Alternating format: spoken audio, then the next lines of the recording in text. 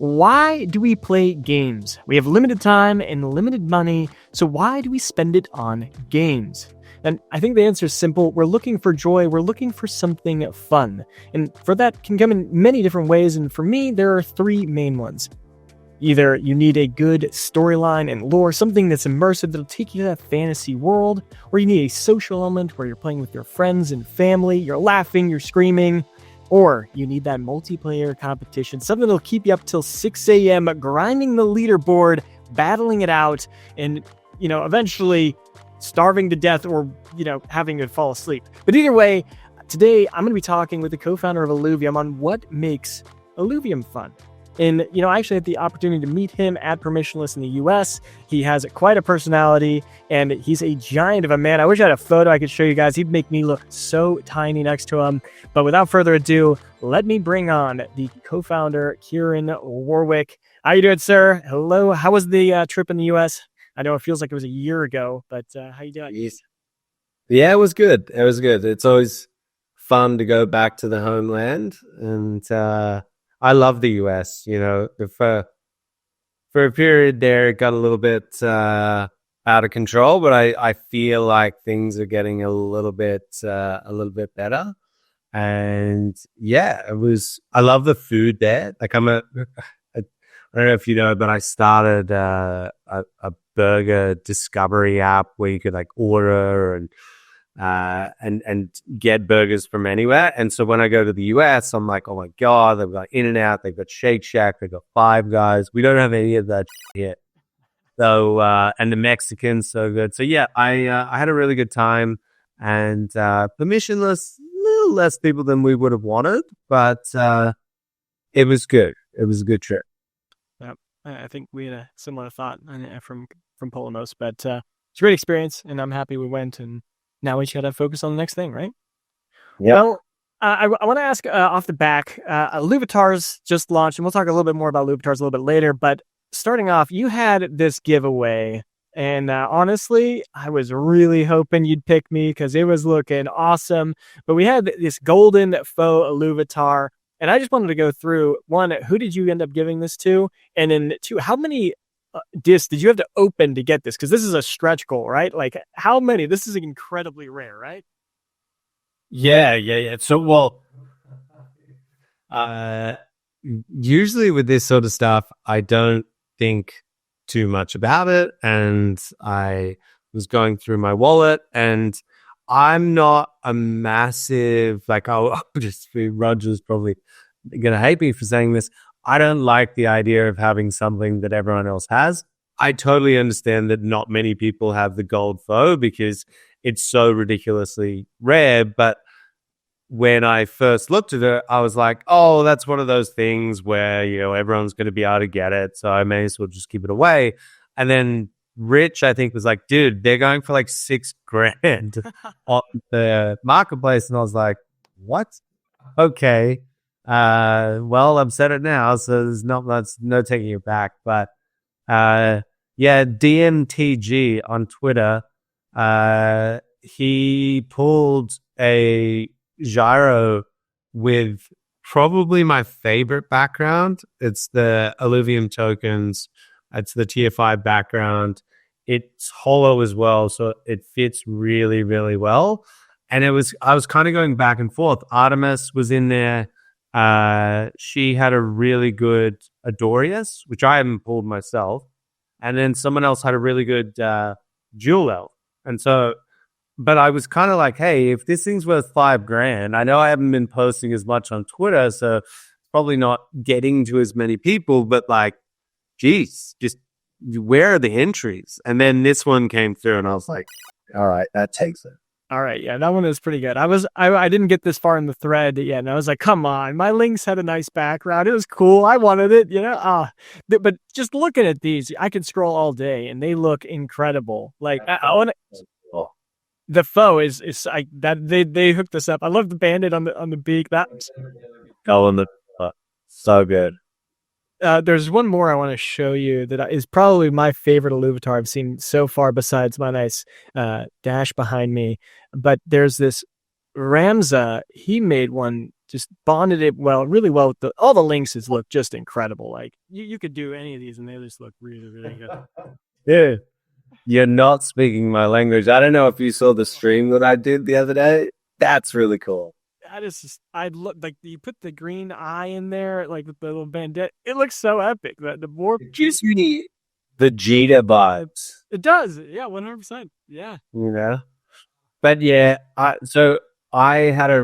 opened like it would have been maybe 250 discs on stream the other day on my Twitch, and people were really enjoying it. You know, like I was, my wife had gone away for the weekend, and so I was kind of just like, you know what, okay, let's go on stream, let's open a whole bunch of stuff. I could be a little bit more loud and more myself than what I usually would be, and yeah, like we opened a lot of stuff, but the issue that I had was I was just getting links after links after links, some pretty high. Like I think I had a couple that were like 2,500, 2,600 power, which for links is decent, but it was just crushing my soul. In the end, they were like, and the chat was just like, please, Lord, give him no more links, or it'll probably be his last day.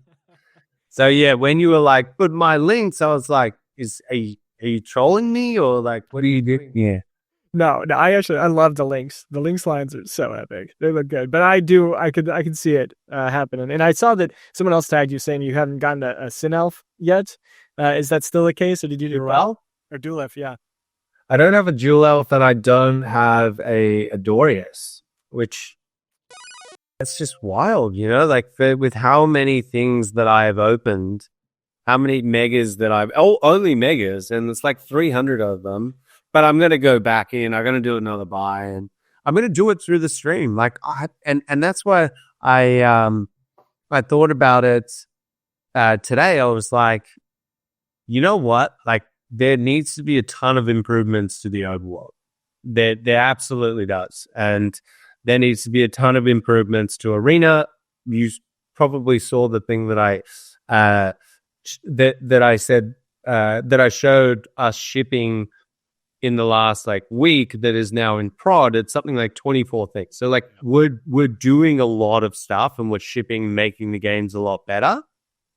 But there's one thing that is undeniably fun to play and watch, right? And that's people, whether it's pulling Pokemon cards or Magic in the Gathering cards, whether it's like Call of Duty skins, like whatever it might be, the person is invested in it who's streaming, and the people who are watching it, they are watching the emotion. And like, I was fully invested in this opening like I'd never been before. And so it's made me think, well, if I could get that, you know, addicted to it and hooked, which obviously I've opened thousands of discs before, but it felt like we were all on the journey, you know? And so I believe that that's going to be a bridge, which funnily enough, 3 years ago when I came up with the idea of these illuvatars of selling the NFTs, it was to bridge the gap between a Bored Apes guy, a punked guy, a crypto punks guy, and it was, let's get them into the IP through this method.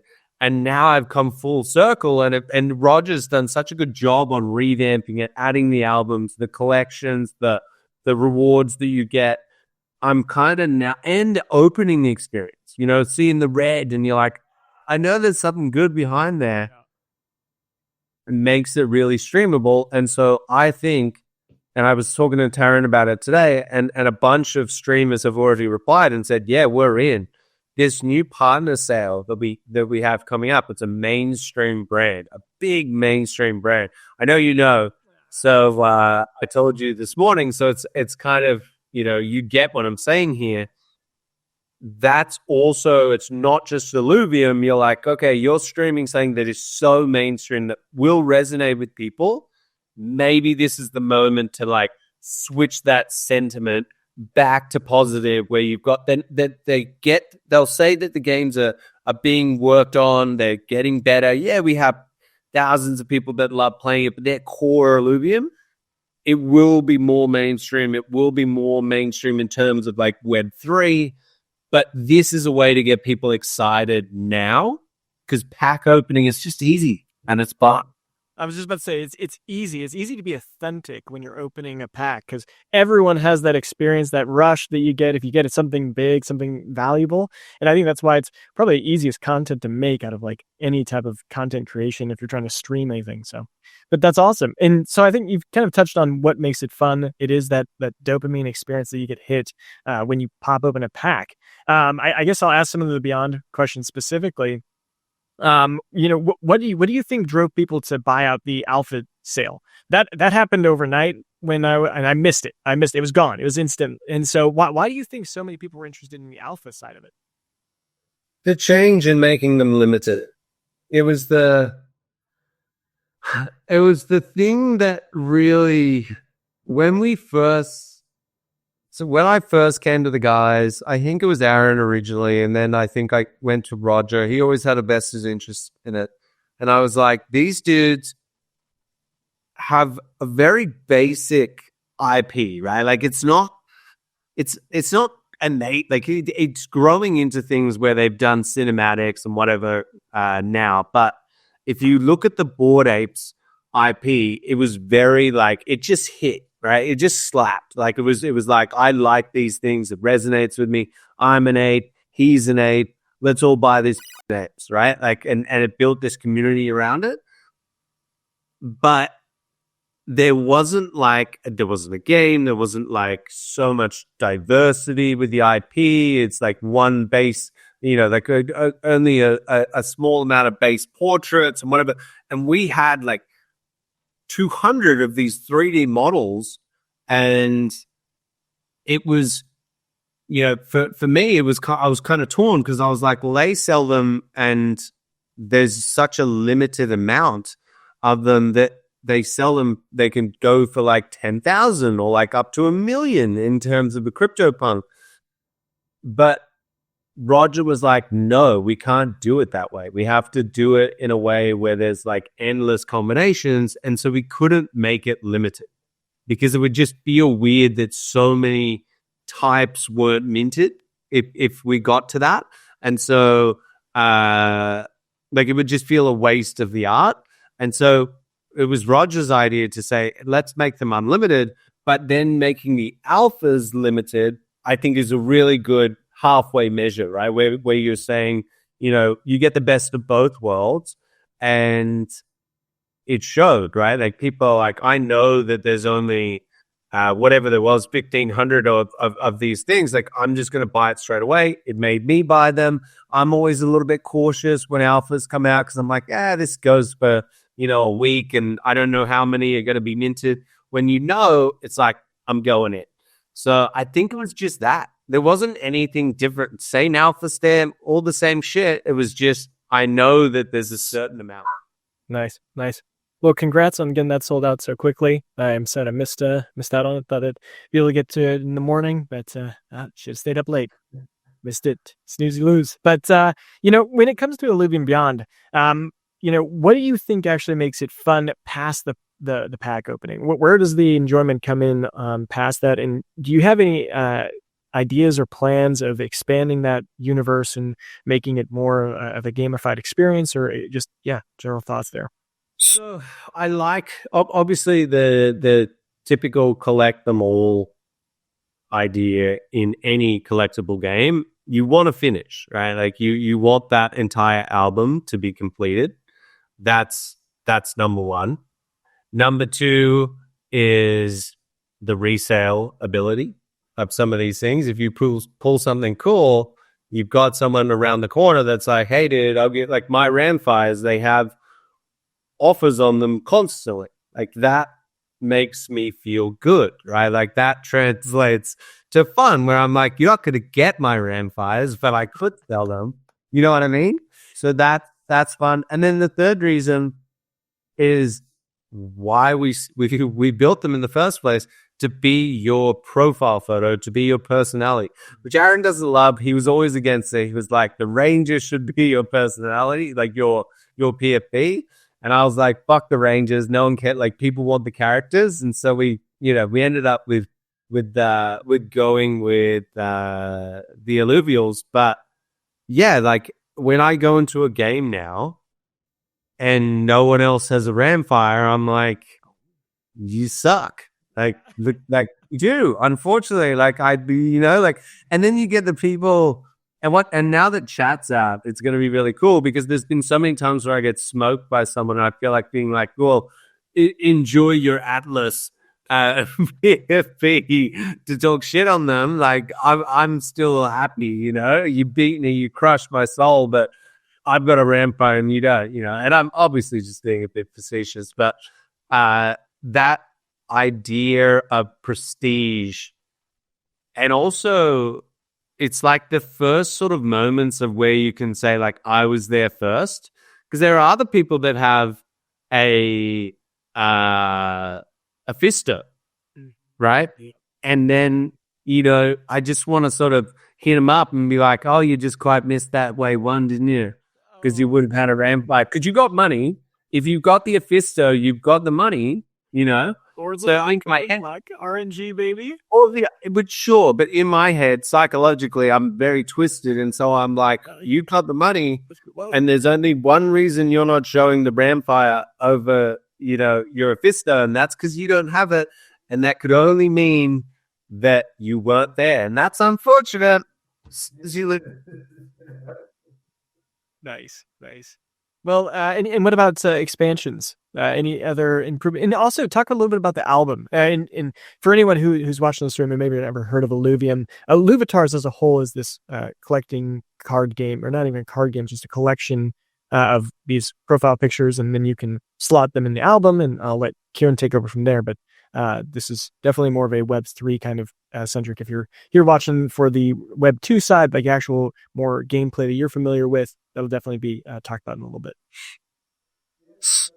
You sleeve them. So as you said, like the feeling of filling up your Pokedex, your album in this case, like finishing what you've started collecting feels really good. You sleeve them, you can do it automatically, you can do it manually, you gain points, there's a leaderboard, everyone's chasing, these rewards that you get for climbing up the ranks on the leaderboard.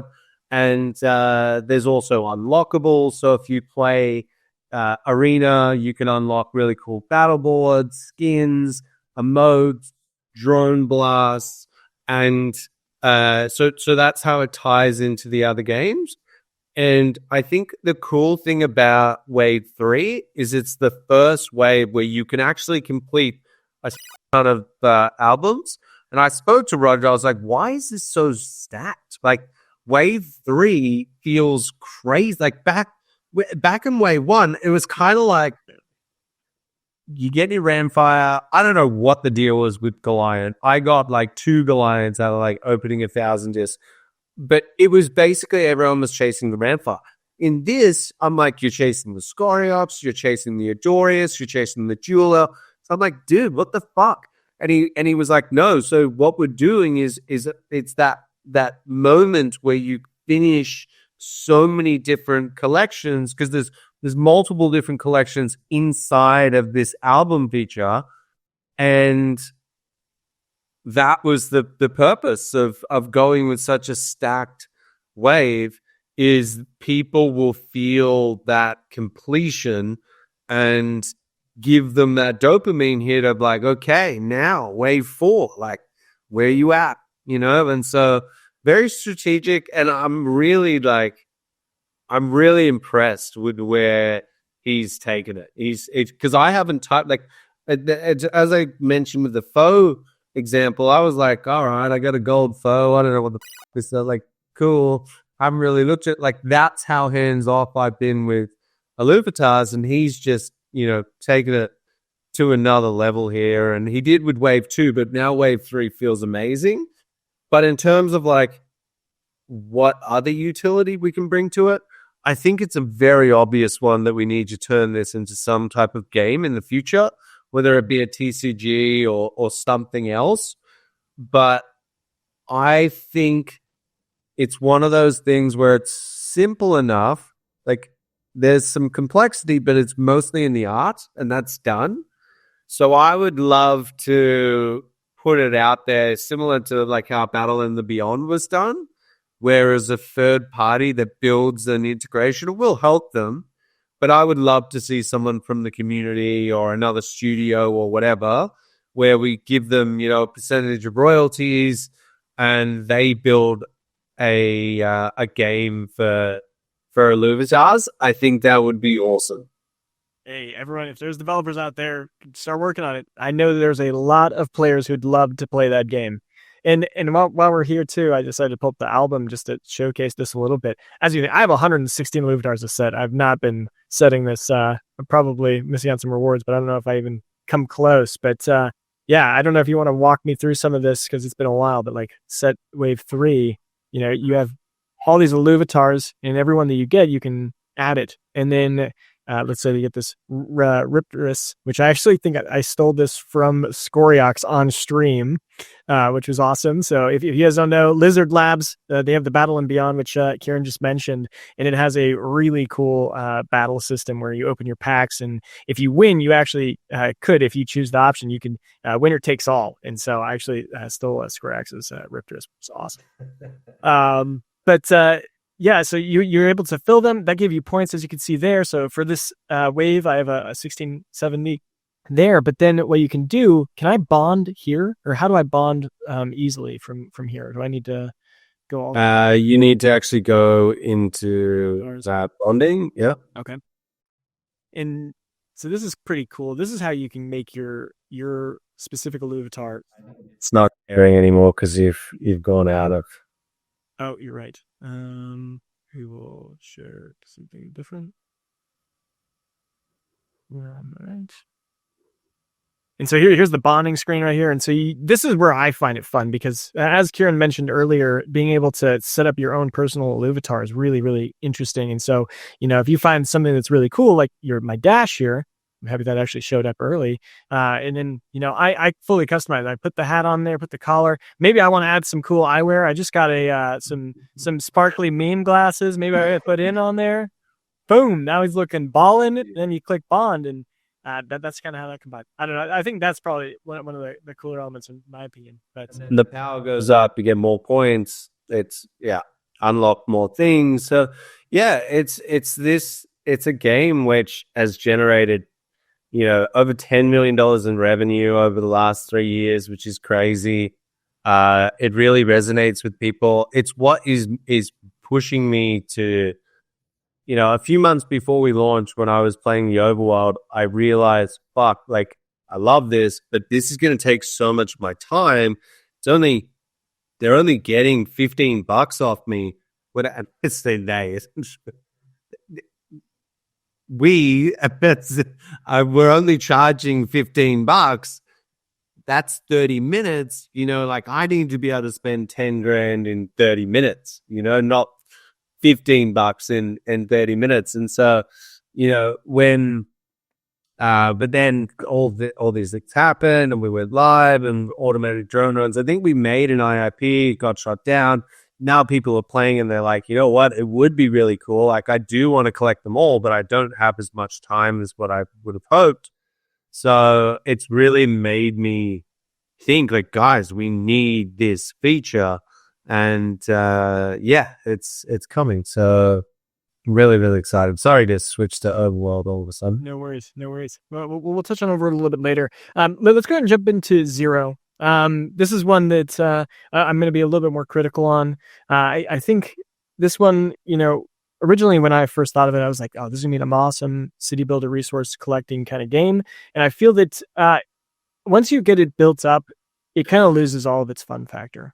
It then becomes something that you're just kind of working on the regular.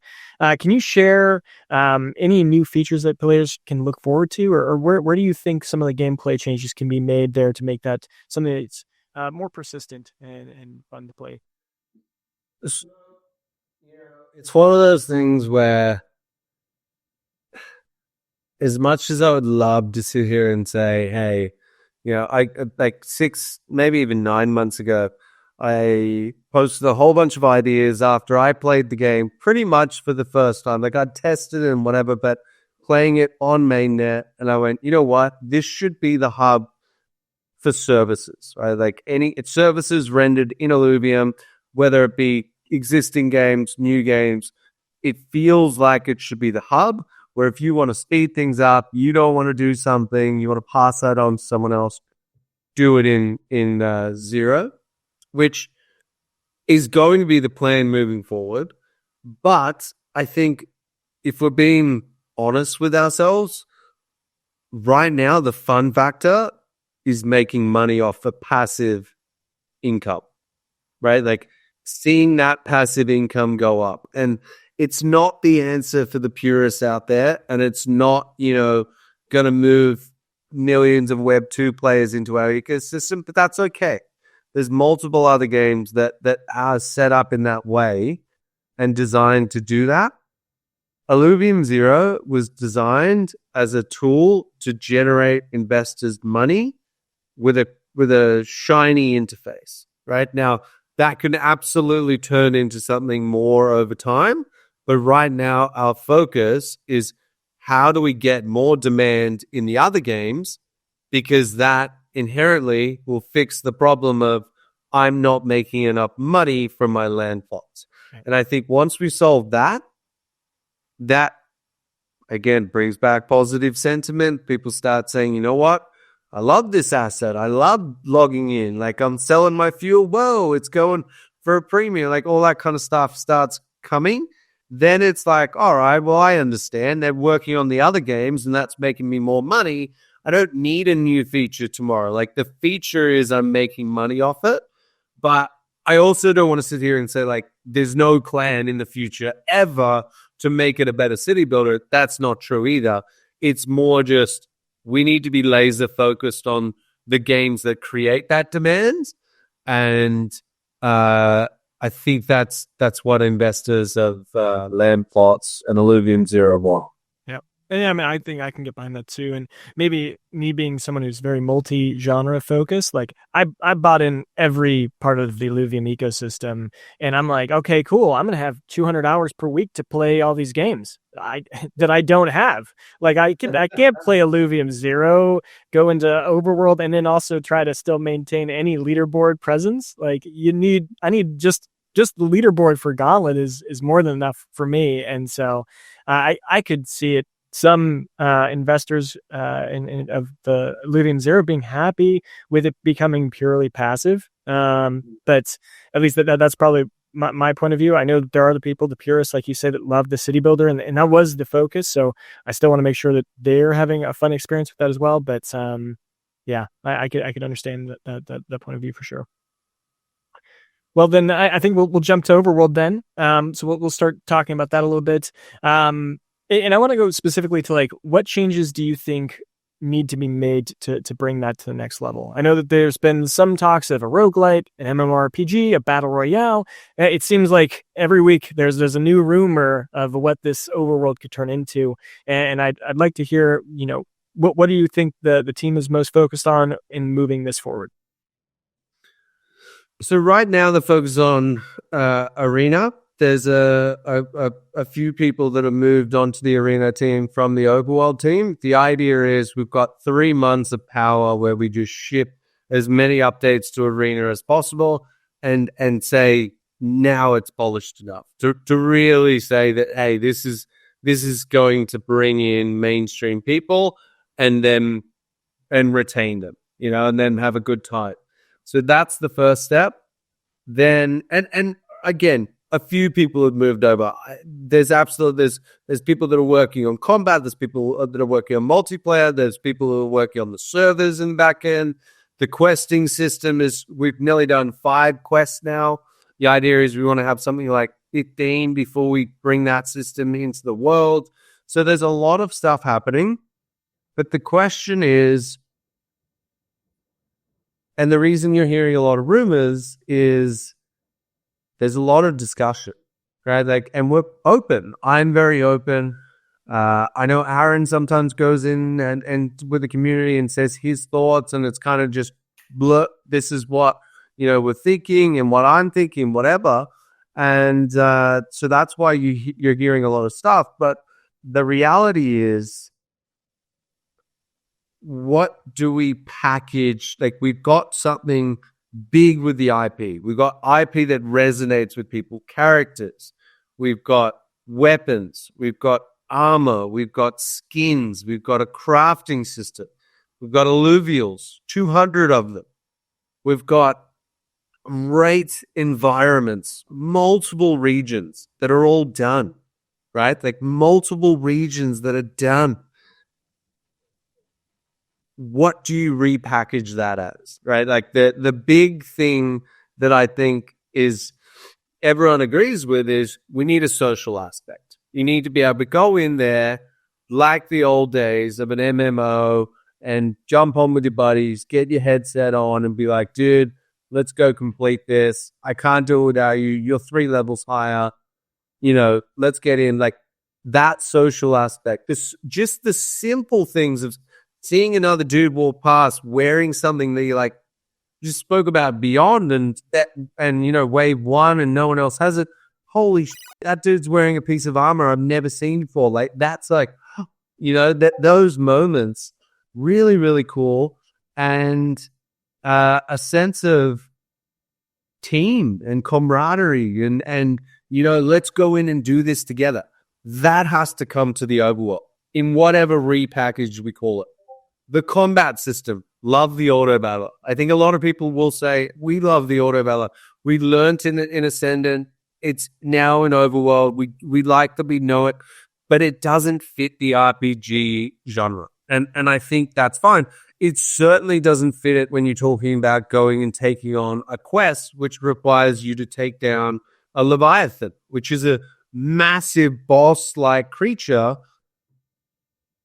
If you're multiplaying that, which you're going to need to do to take down a Leviathan, unless you're going and fighting a boss when you're ridiculously high level and you've gone back into the shitty regions, which you don't want to do, right? Like, which you used to do in MMOs just to feel good. Like, I'm going to one-man this. I'm bringing back my World of Warcraft vibes here. But you know what I mean? Like, you got to go in with multiple people, and how can you do that if it's not melee combat, right? Like, how can you do it if it's not an open world, diverse style of combat? Yes, you can bring a lot of things in. You can bring things like the affinities, the synergies, maybe couple them up where he's got granite, I've got granite. If he's near me, that's like a proximity synergy. It activates. He's a dumbass and he moves out, and then the boss kills me. I'm going to go psycho at him. You can bring in cool elements with that. You can't with the auto battle. Yeah. So combat, we agree. So now we're at multiplayer, social, tick, combat, tick, storyline, lore, right? Quests, progression, feeling of accomplishment. It's missing right now. So you got to bring that in. Now, you bring in these 3, call it maybe even 4 major uplift features. What do you call it? What is that? Right? Now, we need like bringing those things in and saying, hey, we've upgraded the overworld. I'm all about narrative, right? Like, and if we're going to shift the narrative and also accept that the feedback that we've received is good feedback from, but we can sit there and say, no, you're wrong, we're right. And we fizzle out and die, right? Or we can say, you are the guys who are playing. We didn't have a situation where we launched, where all of the content creators hated us and boycotted us and said, hey, we're not going to play, right? They played. They all played. They just said, this is missing X, Y, Z. We wish it did have this. We do wish a Web3 game makes it. Like, we want to love this, but we can't, right? So if my opinion, and it's swirling, it's swirling and we're getting close, but my opinion is we've got all of these elements. it's just it's got to be an MMO, right? It's just got to be an MMO. It's got to be that feeling. And no, it doesn't need to have some crazy storyline where you're uncovering it as a first person. Like it's yes, there's good story and lore elements which we have, but in my opinion, and that's not my call, right? And I definitely don't even sit here pretending that I'm going to have any influence on that. That is Aaron and that's Roger. And the storyline that Aaron's done right now is great. I love it, right? But if this style of going to an MMO or an MMO light, I should say, because it's not going to be like, I'm not pretending that we're going to build World of Warcraft in a couple of years or whatever. But, if this means that there needs to be a change in the story and he can do it, that would be my preference, right? Versus a MOBA, which I also, funnily enough, put a pitch in for and said, hey, I think this would be a cool MOBA. I'm now like, we've built so many of the systems that are required for this type of like Guild Wars MMO. Like, it makes so much sense. Like, I think in their minds, I think it's an easy jump to go, well, I played that game. They have all of the shit together. They just need to connect up the webs and add in those 3-4 features, which we're already building. So it's like, do you go, or there's, talk of you do a roguelike, which I think will be fun, but I just don't know if I can, like, I think that's going to be good and I think I'll play it. But isn't it an MMO? Is it that feeling that I just like get so deep down excited about? No, it's not. But the good thing is all of the features to build the roguelike are inside of what I would call this like version of an MMO. So we're just going to keep on progressing. These thoughts are going to keep on going. Aaron's got, he's got to try and work out like how does the storyline change and fit in and whatever. But this is my personal preference. That's what I think we need to do. And I think from a narrative shift, if we come out and say, all of you guys were right? Like we up. It was pay to play. Everywhere you went, we were charging you microtransactions all over the place, plus missing XYZ. You were right on all of it.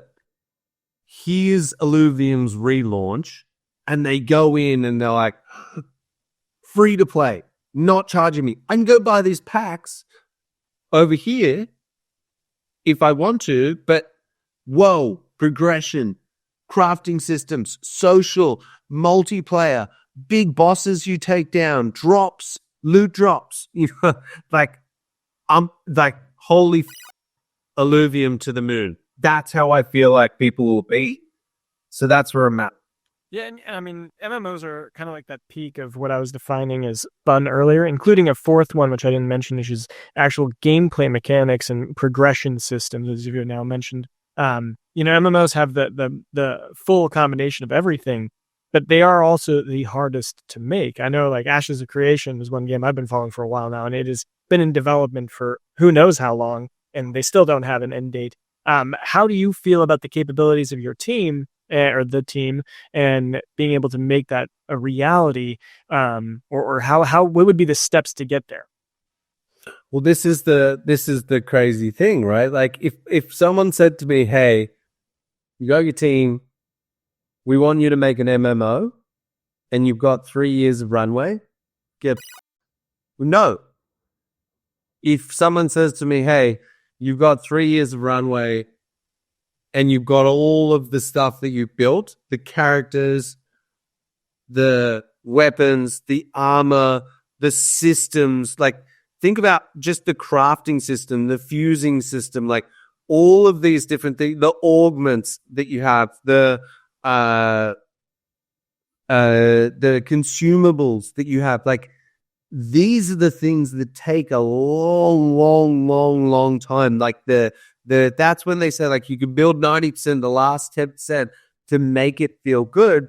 We've got all of that. right? Like it's more so like how do you take that and make it fun now? And I'm not saying it's low effort. It's still a big overhaul, but it seems a lot more in reach than saying we're starting from scratch, building an MMO, and that's why I think we can do it. I genuinely think we can do it. And I'm saying a light, MMO light, very different to a fully fledged MMO. Well, 100%. And I mean, I'd love to see it. I hope that or I'll be gauging sentiment from the community and seeing if that's something that they'd be interested in. And I imagine they would. I think a lot of us would enjoy that. But awesome. Well, we're running a little bit low on time, so let's jump into the last one, which is Gauntlet. What makes Gauntlet fun to you? What are some of the things you plan to improve on that to bring it to the next level and really start attracting the Web 2 audience, the traditional gamers, and bringing them into this auto battler? So the competitive aspect, as I said, I don't like getting beaten, and I feel like I've gotten actually quite a bit better lately. Flix, he's been I paid for training, so he's been training me. I've only got one session, and I haven't played too much with the Ranger, but it's the competitive aspect. Love that, right? Like, and I get in there and talk with the community. You've heard it. I talk shit. Like, I'm a gamer.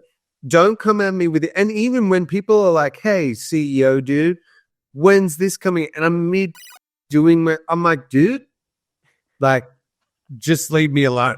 Like, I'm in a gaming lobby right now. It's this hardcore sweat action.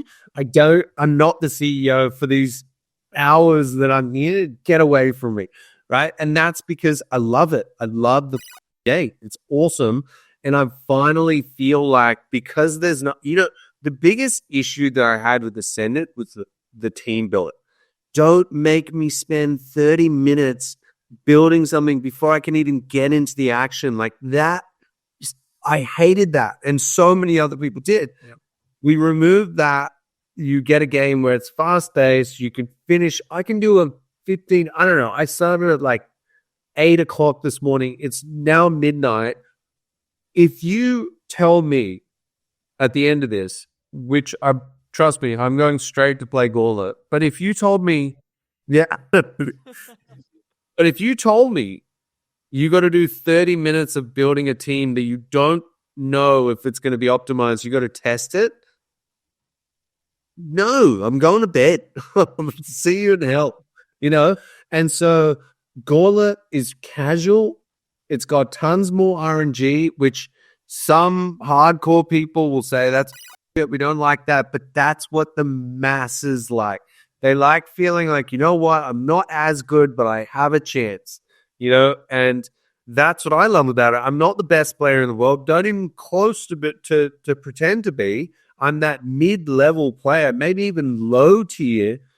But the idea that, hey, maybe I can win a couple of games is maybe I can win a couple of games. That's what I love, And so I'm really, really excited. There's so many things that are going to take this game. I went back and played TFT over the weekend. The new set? Yeah, it's new set. Yeah. And dude, it feels so much more polished. But we're going to get there. But it really does. Like, all like no bullshit. It's a way more polished game. It feels smoother. It feels snappier.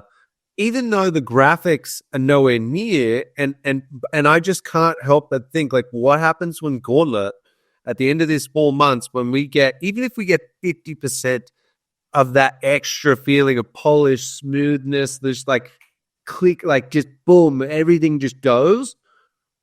Like this, it's going to be a really, really good experience seeing this tournament and watching the big TFT players come in. Yeah.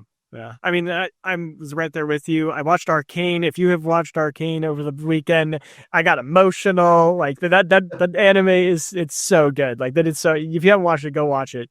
But that made me have to re-download League. I slammed almost all day Saturday playing TFT on the new set, and I'm like, whoa, okay. And then it really sets us back. Like, okay, how does Gauntlet compare to TFT? And I'm like, wow, there's quite a few elements that I actually now like from Gauntlet that I wish TFT had. And that's where I'm like, okay, this is starting to be good, but there is definitely a lot of like the being able to flip through the shop super fast, some of the other aspects of it you need, especially for the high level of play. But we're getting there, and that's definitely something that's exciting. Yeah, I mean, what do you think about the current setup of the Ranger being implemented? What other ways do you think that could be done? I think in general, my understanding of the general sentiment is that still having it combined in a single shop is not particularly enjoyable. They find it a little bit difficult. And what I'm seeing as far as like a meta building out is that now people are only going for certain weapons, and then they kind of go for those late game, and that's kind of just the overpowered comp towards the end. But I'll open it to you and see what your thoughts are. Yeah. So the first thing that I said to the guys pre-launching this on testnet was, look, I know you guys have put some work into this. I know we want this to work. I know the Ranger fits into the ecosystem, and it sort of has to be there. But we're in a really good place. We're in a really good place where people are finding it easy to get hooked. They're not being they don't feel like it's daunting, and it's just get in and it makes sense. If we launch this thing, which I believe doesn't just triple the complexity, I think it's somewhere around like 5x, just purely because of decision making and time plus decision making has to be combined. It's adding a lot. You've got weapons now, you've got armor, suits, and you've got positioning of Ranger, you've got the type of Ranger. Like it's not just a linear progression of we added this thing, so it's slightly harder. And again, it's like it goes like boom, boom, and then boom, And so I said to them, if we need to go back, we go back, right? If we can't put in the Ranger, if we just can't do it, we don't put in the Ranger. So, but I'm not a game designer. I don't know if it's necessarily a complexity issue, because once again, I don't know if you felt it, but going back to TFT, I was like, holy crap, I'm overwhelmed. And I was a master in TFT back in the day. So playing, I was like, holy crap, like there's so much going on. That I did. And so like, you know why I think though, they've added so much RNG that it's fucking crazy, dude. Like those mid-game augments that you choose, where it's like you get free you're like, one player is going to become pals with the furthest person over here, and furthest over here, then they combine, they all get 25 attack, 25 armor, 25 energy, whatever the it is. And then you're sitting there and you're like, okay, I've got to work out what that is. You've got 30 seconds. So we up in that. We're going to make that better, where it's like 10 seconds we give you, which is like, I don't know what to choose. But they give you 30 seconds, and that's one. And you've got to process all of that information and be like, okay, well, wait a second. That is probably the best one out of these three. But the problem is I've got a tank unit that has to be in the front line only. And if he pals up, that's actually not going to be a good synergy. So therefore, that one's not good. And you've got to do that you've got 30 seconds. Let's say you attribute 10 seconds per card to read. I was like, what the? Like, I don't even know what the third card is, but I have to choose one of these two now. So I think that is a part of it. I don't think what's not overwhelming is just building out your team in TFT. And that's the same comparison that I had with illuvium. I was like, this is good. I can build out my team. It's easy. I know how to do it. Soon as you added in the Ranger, immediately I was like, I'm overwhelmed. Now, of course, the UI we fixed that and it's much better, but it's still like, this is a lot, and I'm that player. Like, first of all, I'd probably played more a prod than any person in the entire team. Like, that's the first thing. But I'm also the target market of like, think I'm better than I actually am. Like, low to mid tier, still happy to put in hours and hours and hours. Even if I lose, I'm like, I'm getting a little bit better. You know, that is the target market of mass appeal. I'm not pro. I'm not dog shit to the point where I'm like, duh. You know, I'm just somewhere in between. And so when they ask me and I'm like, I'm telling you, this is going to be overwhelming. I'm like, listen to me. Like, trust me. If I'm feeling this, there's loads of people feeling this. So I don't think it's unsolvable. I have my concerns. But they all said to me, Aaron included, if we can't master this, if we do not get it right, we take the Ranger out. And that's just the deal. Like, we're not sacrificing the product because we have to put some unique version out that no one's seen in an auto battle. And I know Dota did it and whatever, but it's like we have to go with what works and has mass appeal. So if we can't make it work, we have to, go back. Understood. Well, then the last question on Gauntlet I'm going to ask is, the whole intention when I first joined was we're going to have massive esports tournaments. Can you re-hype me up, telling me that there's going to be some good tournaments in the future? What's the status with Team Liquid? What do we have to look forward to as we wrap up this interview? Okay. So let me just start by saying, we'll double check this. I don't know when you're going to publish it, but we have... Oh, it's up a little bit again. We have approximately $50 million US that we can utilize for prizes, right? For tournaments, for leaderboards, for rewards, for whatever, right? That we can. I've made it pretty clear that, hey, we're putting that back into the treasury. We need to be smarter about it. But let's just talk about TFT for a second when we talk about like how big that competitive environment is. You're talking tournaments where they do about 400K, maybe 500K for their big worlds tournaments. They did back a few years ago go above the 1 mil mark, but it's generally around that 400, 500K mark. We could do 100 of them. They do one of them a year, right? That's just illuvium-based tournaments. If we start getting things going and there's advertisers and there's a whole scene, and you know what's crazy about an esports tournament? A Web 2 esports tournament has got so much demand from so much saturation, I should say, from brands who are competing. I'll only pay, 10,000, and then they're like, well, I'll give you 9,000, and then they're like 8,000, and it's sort of been just going down and down and down, right? They want to pay less for the same amount of eyeballs over time, right? Because there's just less and less advertisers. In Web3, it's untapped. What does Chainlink pay? What does Binance pay?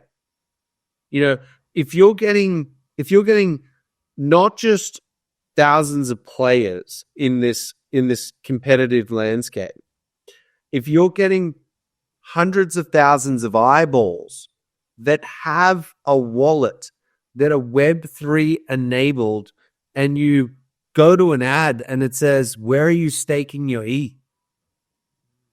Who the fuck is going to pay? How many people are going to pay for that? Who's going to be the first one? That's the really exciting thing for me. So then it's not just about what Illuvium is doing and that $50 million bucket that we have. Then you can go and do a Coinbase tournament, a Binance tournament, a Chainlink tournament. All of a sudden, it's worth it for them. They're like, wow, as a user acquisition strategy, this is really good. So I feel like there's just so much untapped potential here, and there's big money that we're going to throw at it. The game needs to be up to scratch. The influencers that we've already signed to come across are there. We need to get more before the end. We've got about 4 months before this tournament goes down. That's going to kickstart this entire thing. And then, hopefully the market aligns with that and people start getting excited about crypto games again. All of a sudden, you've got this TFT competitor where there's Web3 aspects, and they're putting on, the dude's just put on a $1 million prize pool. Like, what? Every single TFT content creator has come across to it. All right, you've got my attention, So it just, as soon as the game's ready, I will blow it up. I'm telling you that. Like, do not worry about that. It's just, I have a hesitation right now to make things, like, it's not for lack of arsenal. We have so much ammo here that we can throw at this. We did it with Overworld where we had 100,000 players and retention wasn't there. We did it with Ascendant where we had 75,000 players. And I'm talking real players, not like we have 76 million wallets in our game and none of them are real. I'm talking real players where we actually watch them play games. And I don't want to, firstly, reignite them. And then secondly, bring a whole bunch of new people in until the game is ready. But I promise you, when the game is ready, that esports competitive scene, we are going to throw everything we can at it because it's what's going to create the debate. Let's go. All right. Well, we have a lot to look forward to. I want to thank you for once again coming and doing an AMA with me. It's been a pleasure. Do you have any other final comments that you want to mention, or you good to go? No, just make sure that you're a part of this. You don't want to miss out on this this partner sale. As you know it. I'm very happy and very impressed that you didn't let something slip. I was a little worried about that, but yeah, no. Then I'll just say there's a Louvetar in this pack that I want very, very much.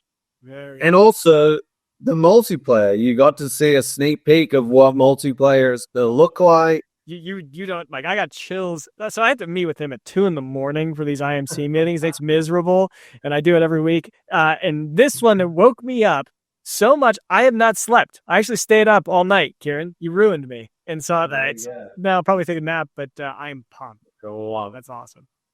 Well, awesome. Thanks, Caveman. It was really good to meet you in permissionless as well.